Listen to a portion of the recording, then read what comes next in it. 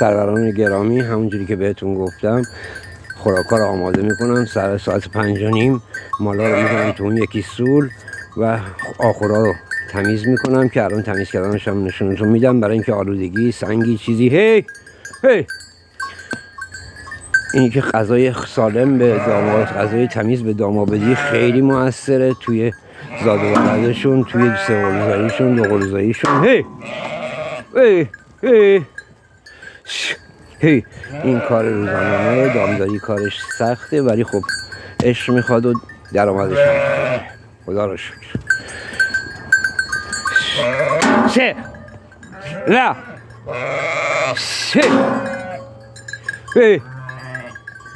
جا برو جا لا برو جا برو جا بینم لا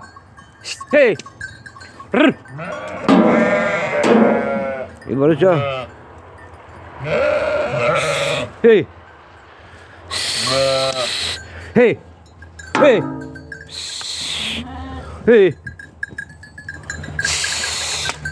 برو جا یه برو جا بجا بینم فرار میکنی یه را برو جا سه را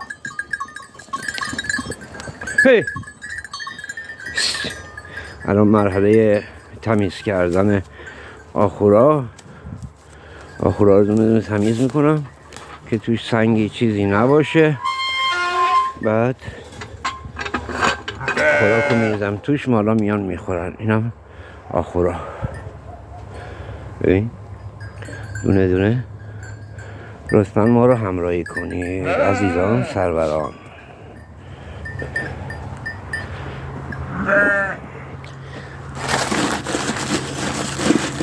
کف این آخور سوراخه، اینجا امکاناتی نداریم که کفش رو تعمیر کنیم، مجبوریم یه چیزی بذاریم توی آخورا.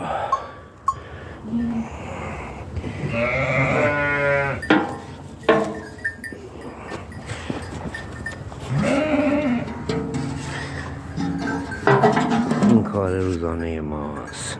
آخورا رو الان پر میکنم، بعد داما میان سر شما رو خوردن خوراک شبشون.